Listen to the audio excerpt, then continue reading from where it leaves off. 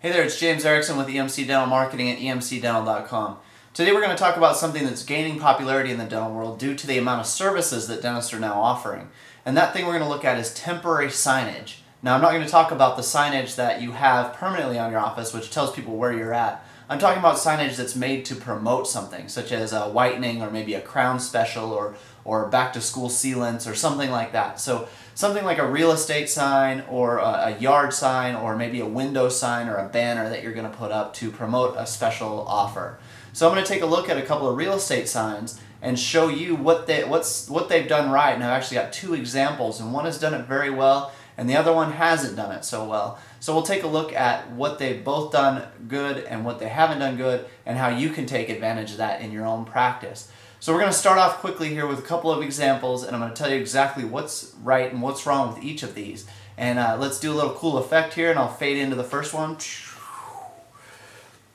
Alright, so here's the first of our signs, and as you see it's from Brian Smith at Coldwell Banker. Two of the first things you focus on are actually those names, but you'll notice that all of the fonts or the letter types on here are bolder.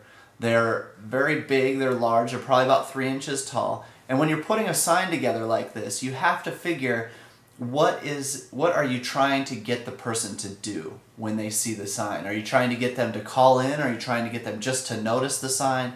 What do you want them to do? Now in this case it's a real estate sign and it's in front of a house that's for sale, so the person, Brian Smith, wants you to call their phone number to ask about the house and inquire about their services. And I'm assuming that if you're putting up temporary signage to promote a service, you want people to call your office. So let's look at what they've done right. Number one, big bold letters. Tall, easy to read, especially if you're driving by, easy to read. It gives you some information that you need, shown by appointment only. Tells you who's selling it, not only the name of the person, but also the name of the company. Coldwell Banker, a very respected company in our area. And it gives you phone numbers. Now, what's wrong with this sign is there's two phone numbers. Now, both will probably get you to Brian Smith, but which one do you need to contact first? And I think the one at the top is probably the more important, which is why it's at the top. But a little confusion there with two numbers, but overall a good sign. So the Coldwell Banker sign, as you see, is a pretty good sign. It's got larger numbers, and now we're going to take a look at one that maybe could have done some other things better, and it's from a smaller company that's not quite as well known. And you'll see what I mean when I show you the sign. So let's fade back out to that sign. Now here's Thompson Burnham LLC, and they're residential real estate services, as you can see. And you'll look at the difference in colors between this sign and the last sign. This one's very toned down, very earth tones, I guess. You have the beige, you have a little bit of the green, you have the rust color. But you'll look at what dominates most of the sign. It's their logo. Their logo dominates most of the sign. Now, if you're driving by this house and you're interested in this house, what do you want to see more? Do you want to see the logo or do you want to see the phone number? And we'll take a look at both of these signs from a distance and say which one makes a bigger impact. So look at this sign. We've got a big logo, Thompson Burnham LLC, residential real estate services. There's the website down at the bottom. And notice the numbering or the phone number here in comparison with the other one as well. It's skinny letters, it's less bold. The whole thing is in a nice font type, but yet it's not quite as bold or quite as large. And also the contrast in the letters between the words that say Thompson Burnham and the background is a lot different. And we'll see that when we go back at a distance. So when you're looking at a sign, do you really want to use up half your sign with your logo? And I would say no, because your logo is not really what people are looking for. People are looking for, if they want the offer, they want a way to contact and take advantage of it. So let's take a look at that first sign. Here's the first sign. And I'm going to go back and I'm actually going to show you it at a distance. So here we zoom back, and this is actually 25 yards away from the sign. And you can see, you could still read Brian Smith, you could still read Coldwell Banker, and you can still read both of the phone numbers. So you got to imagine that people are driving by in their car anywhere between 10 and 25 miles an hour on a residential road. They have plenty of time to look and see the number. Of course, if they're really interested, they'll stop or slow down. But a lot of people won't get any closer than maybe 10 yards because they'll stay in their car to call. They won't get out and walk around, and especially if it says shown by appointment only. So this sign does its job. Sure, they've used most of the sign on Coldwell Banker, but if you're in this area, you know immediately that Coldwell Banker means a home is for sale. And with both of the phone numbers there, it's easy to read. So let's take a look at the other sign here.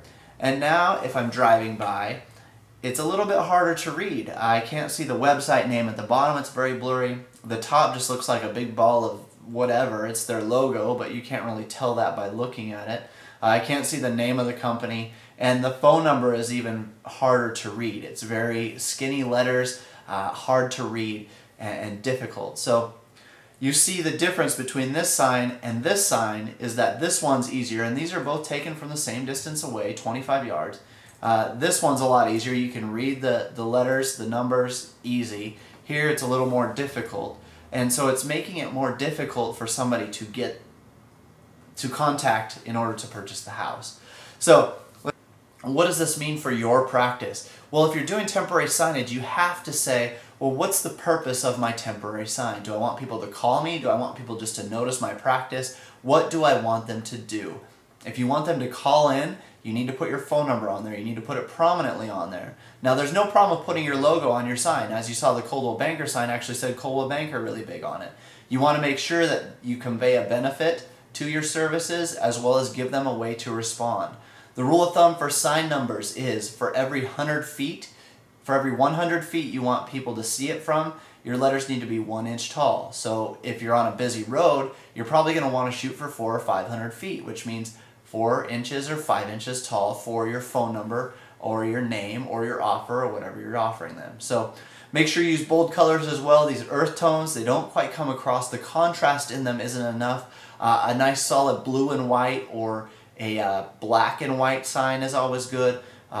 Reverse letters tend to work well in a larger context, but don't rely on them all the time because sometimes they can be harder to read.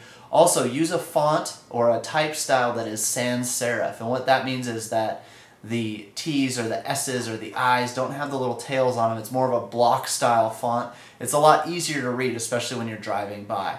So that's your information for today. Put together a great temporary sign, promote a summer whitening special, promote some sealants from back to school. This has been James Erickson. If you want any more information on any of our services, go to emcdental.com. Visit emcdental.com for more dental marketing articles, as well as all the information on our turnkey dental marketing services.